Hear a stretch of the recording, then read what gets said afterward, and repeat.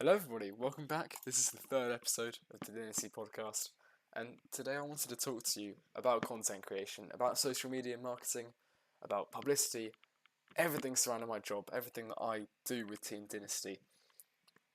And so I thought to myself before I did this, I wrote out a list of 5, maybe 6 questions that I would want someone to ask me if we were having a conversation about social media and branding and all of that side of the competition that I think, generally speaking, gets fairly overlooked by people. I haven't seen many teams dedicate a whole member to marketing, and when I have, to be honest, it's been lackluster. That's just what I've seen personally. But I want to give some help. I want to give a hand, especially from our team, where I think marketing is one of the main things. I think we scored really well at competition. I was really proud of what we were able to achieve. So, where would I start with marketing? I'd say the first thing I'd do is really understand who you want to be as a team, who you want to market yourself as. Because, first things first, any good marketing team has an identity and it has a personality. And when we were coming up with ours, I spoke to my friend Caleb. He's in charge of branding. He does a lot of this stuff with me. Um, and we were trying to decide what direction we should go in. This took weeks and weeks to sort out, weeks and weeks to decide of planning and everything surrounding that. We were talking about Twitter, YouTube, every bit of content that we've put out has been fit into that plan, and we decided that we wanted to go for the more Duolingo side, a more modern, almost like a social media intern style thing. And so far it's been really successful. But that doesn't mean I think that another team couldn't succeed doing a different strategy. Something like, oh, that's shocking. Something more serious. Maybe something to do with giveaways, like more like standardized content, like formal content. Maybe YouTube. Doing like street interviews or anything like that. It doesn't mean I don't think they could work. But for us personally, that really fit into who we are, because that's the sort of personalities we have. And I feel like the strongest tool that you have at your disposal as a branding team is your own personality. It's how you are around your friends. And with Caleb, that's sort of just who we are. We do these, we're a bit satire. That's just who we are as people. So, once we decided that, we sort of had a roadmap in our minds, but we didn't have it standardised. We didn't have it written down. So we went onto Notion. At least I went onto Notion, and I typed it up, and I wrote down everything that I wanted to do. YouTube, I wanted to post loads of shorts. TikTok videos. They could be the same. I could transfer over to both content. Brilliant. Twice as much content. Amazing. Instagram, we keep it more serious. Instagram's more of a business-related platform. It's what we'd use to actually communicate with our sponsors. And obviously, I don't want the sponsors looking at our page and going, the bloody hell is that doing on there? It's like a picture of a donkey or something with a really rubbish edit of a car. Like, because that's a different brand. It's a different appeal, a different demographic. So Instagram was more serious. Twitter, completely off the other end. Twitter's where we've done the best. And I think it's where we lean the most into that sort of that personality that we're utilising as a brand. That's where we've kind of created this platform where we can pretty much post whatever we want.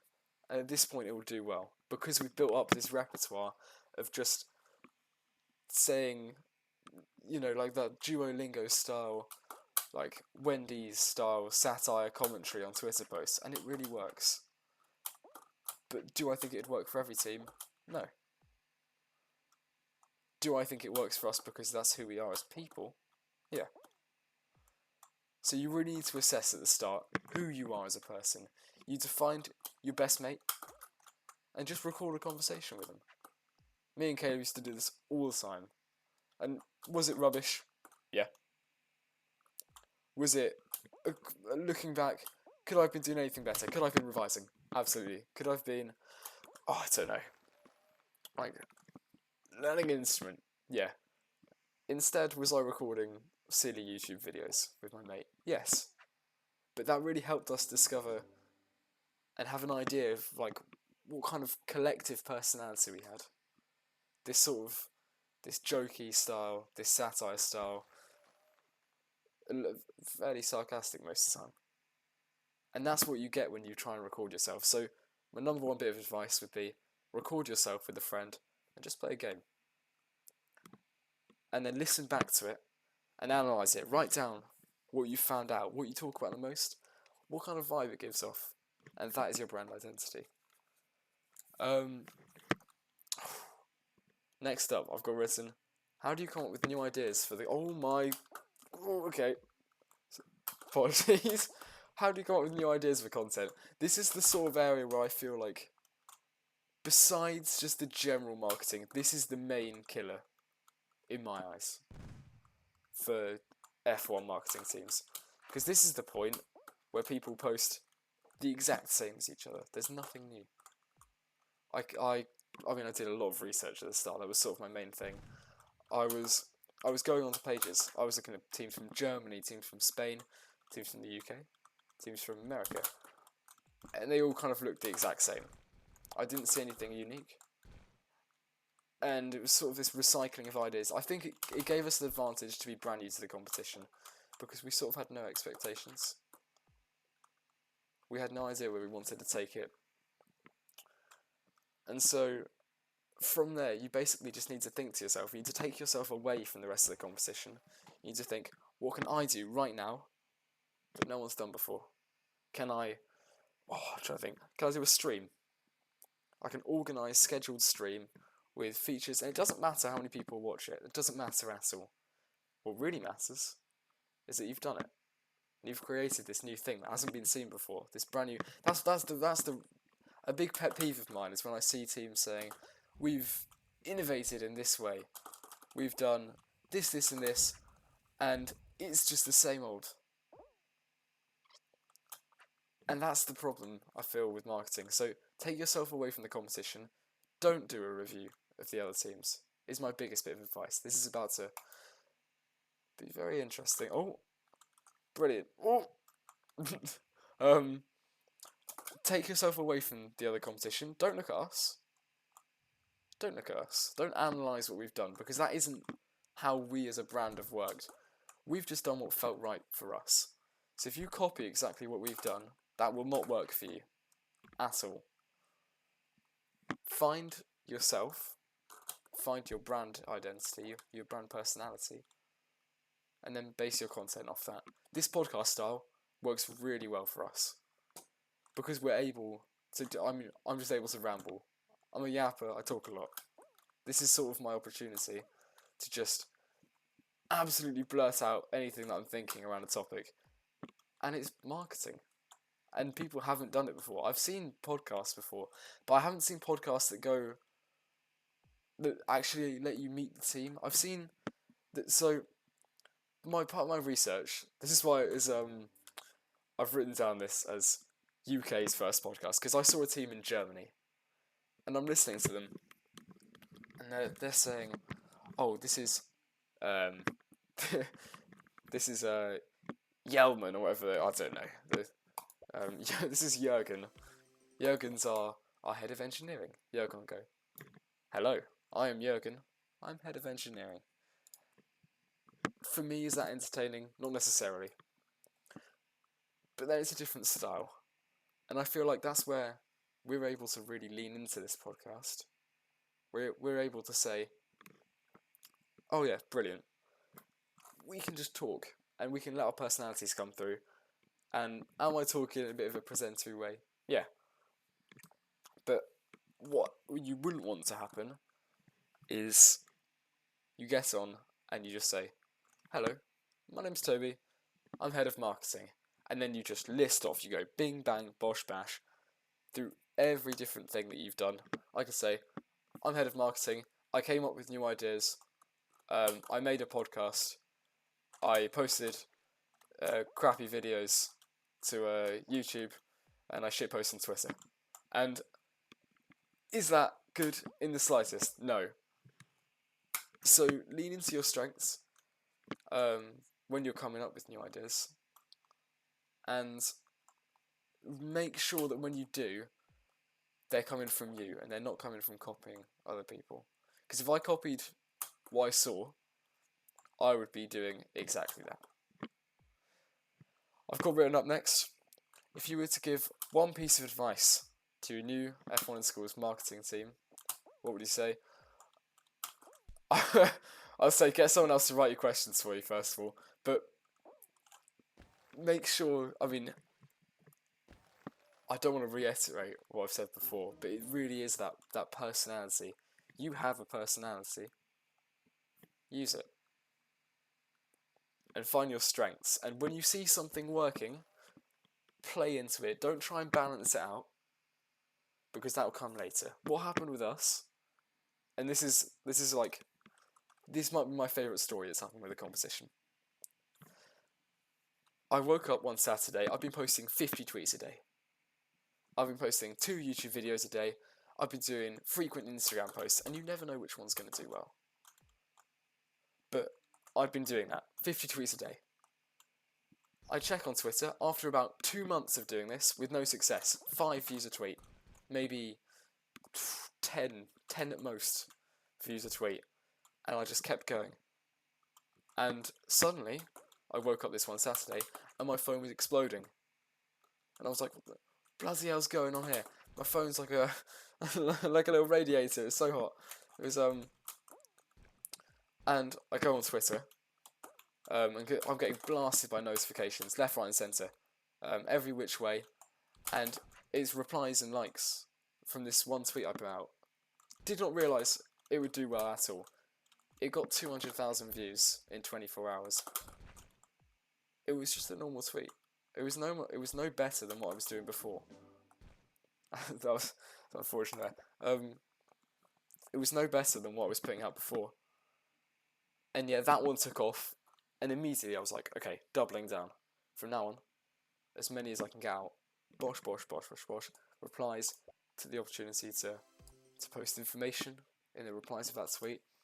And suddenly our audience began growing and growing, and now we're getting consistently over 1,000 views per tweet. So when you find a hint of light, after all the hard work, you see a beam of light coming down, run towards it, and don't bother with the rest. Unless suddenly, like, you're a marketing genius and everything blows up at the exact same time the first day you post everything. Which it won't. So when you find something that works, whether it be YouTube, whether it be TikTok, play into it. That'll be what gets you ahead. So find your strengths and play into them. Next one up, how to score well on vocal. I've just finished watching it was a Diary of a CEO. It's like my favourite podcast at the moment. And it was with my favourite communicator. His name's Vin. I'll put a link in the description or something for the people that are interested, but I think he's an absolute top communicator. He was a musician. English is his 3rd language, and yet he speaks better than most I've heard in my life.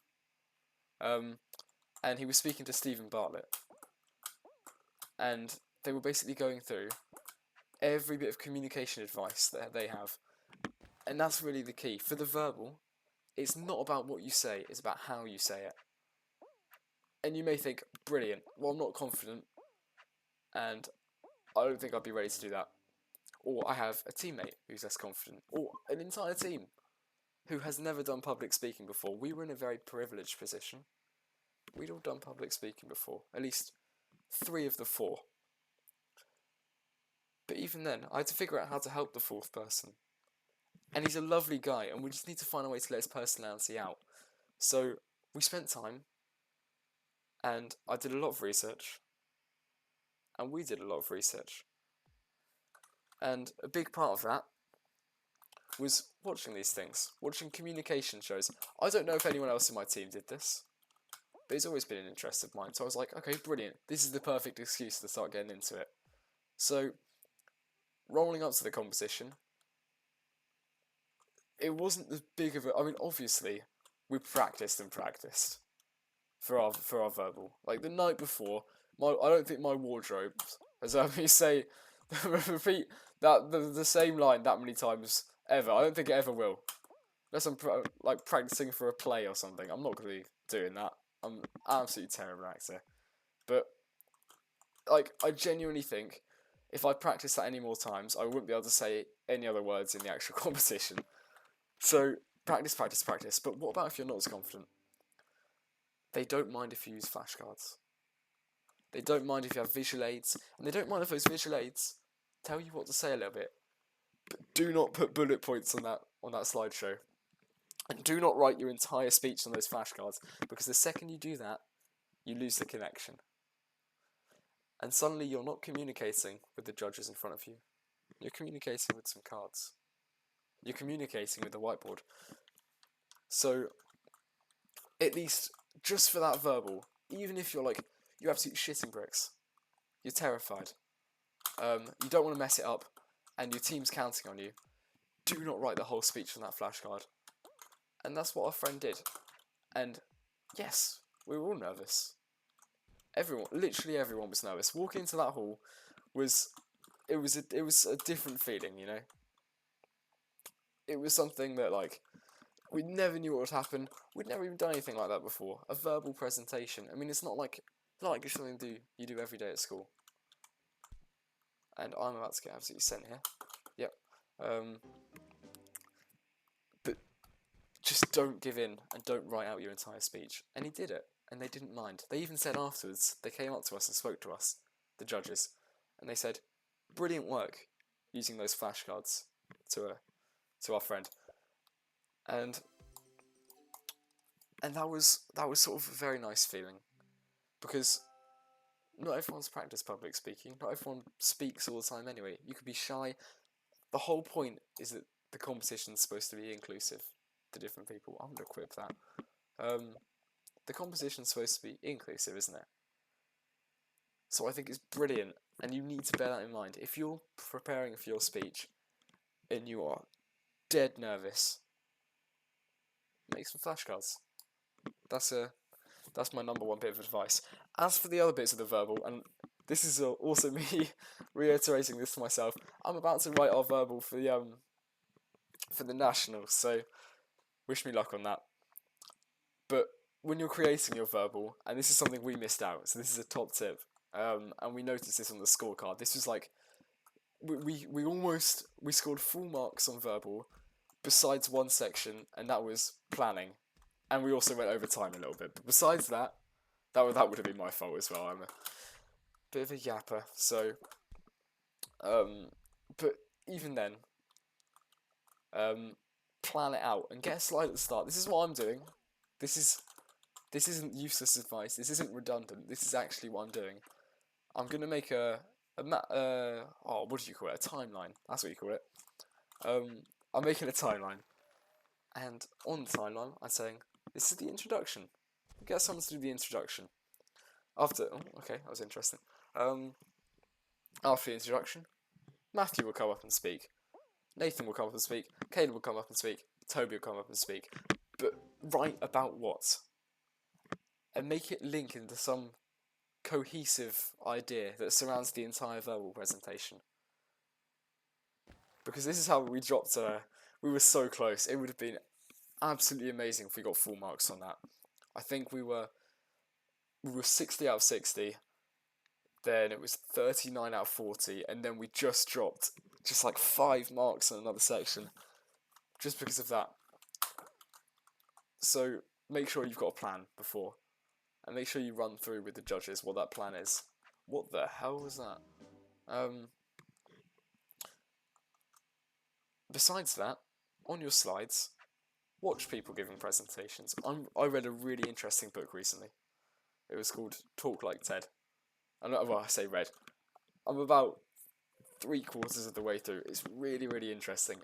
Would highly recommend. It's very, very interesting it basically lists all of the best TED Talk speakers that have ever done it. Millions on millions of views. And it distills all of their advice, all the things that they do that other people don't, into one book, and then it lists it in order, and it says, this is this skill, this is the idea of not putting bullet points on your slideshow. For example, if you watch anything that Steve Jobs, one of the best communicators ever, Steve Jobs, anything that Steve Jobs has done, Steve Jobs, anything Steve Jobs has done before for Apple, he never uses bullet points on his slides. His slides are photos. He might as well have a photo album up there. And like iPhone camera reel just scrolls through on his phone, you know? The board changes behind him, but it doesn't matter because he doesn't use bullet points. Because I mean, I call it death by bullet point, death by presentation. Because when the only information you're conveying, and I hate it when teachers do this, this is like my number one pet peeve for teaching, is when they just read from the presentation. And that's exactly what you'll do. If you have bullet points on that presentation, you will read from that presentation. Even if you tell yourself, I'm a brilliant communicator. I won't do that. You will. And it's so hard to realise as well. Especially, I mean, for me, I did really big reviews of mine. I kept it to maybe a statement at most. Photos were everything. And that's exactly what you want. You don't want on your presentation for it to be your script, because that's what you're saying. You could think of it like having a conversation between two people. That was actually pretty smart from me. Having a conversation. Pretend there's someone else right now. I'm not just talking to myself like a crazy guy. Pretend I'm talking to Caleb. And, or even better, me and Caleb are giving the presentation together. I've got things to say. Caleb's got things to say. Caleb is the PowerPoint. So when you're saying something, don't make Caleb copy it. If I say, we had a really successful marketing team, our marketing went really well, and then Caleb goes, our marketing went really well, and then I say, the car, we dropped 50% of the weight on our car, and then Caleb goes, we dropped 50% of the weight on our car. You see what I mean? It builds up, and that repetitiveness just absolutely kills any connection that you're trying to build between you and the judges, and that's what it is. So if you think of it like it's a conversation, like it's you and your mate, and you're talking to someone, and you're just telling them about what you do. When you tell your grandma that you're going off to a competition, you don't say, I'm going off to the competition, I'm going off to the competition. You don't go, blah, blah, blah, blah, and then repeat the exact same thing. Explain it how you would to a family member, where you say, and you want to make it interactive, don't you? You say, oh yeah, we've been training for this many weeks, and then on the board, there's just some pictures of things you've done, and as you're talking through it, you can point to them. You can go, I'm pointing in the air like I've got my camera turned on. You're pointing and you're going, oh, this is, well, on the first week we created private sponsor reviews that we sent out to every sponsor. Point behind you, point to the photo. That's amazing. That's like your mate holding up a photo, because that adds to what you're saying. And it creates this sense that it's all part of one cohesive idea. If I was to just explain it and then have a bullet point on the board about it, what does that say? That doesn't show you what I've done, does it? That doesn't show you the thing that I've made. If I've made these sponsor reviews, and I just say I've made them again on the whiteboard, that's a waste of space. There could be a photo, and you can have as many slides as you want. Have as many photos as you want. I made about 20 on mine. I was just bing, bing, bing, bing, bing, all the way through. I've got a story about that later. I'll probably tell that in another episode. You're not adding anything, are you? So use your examples. Don't write those bullet points. And when you're using the examples, point to them. And try and break that space between the whiteboard you and the judges. I walked in and called the judges sponsors. I had to stop myself there. Don't do that. That's another bit of advice. But you've got to break this space. You've got to point back. That connects you to the board. Then you've got to point to them. And that you're basically, what you are, is a ferryman of ideas. You're communicating your photos. You're explaining what you want to say with those, not just what they are, but the point you want to make by showing them those. You're explaining that, and then past that point, you're you're connecting to them. You're actually bringing the conversation to them. Because at the end of the day, they're going to watch 30, 35 maybe of these verbal presentations. They are going to be bored out of their minds because everybody will be doing bullet points. Everybody will be doing bullet points. And everybody will talk the same monotonous tone over and over again. Blah, blah, blah, blah, blah, blah, blah. No dynamics in the voice. No range of volumes. No range of sounds, like higher pitched. You can talk higher pitched to certain sections to emphasise what you want to say through your photos. If I had a photo of our car, and I said, we've been designing this car for 5 long weeks. It's not going to tell you anything, is it? That's not going to say how much effort you've put into it. Whereas I can say, we've spent hours upon hours designing this car, perfecting it to every last minute. Maybe not to every last minute, bad example. We've been curating and designing and collaborating just to build this car for weeks, months. This is the final product. I put behind me.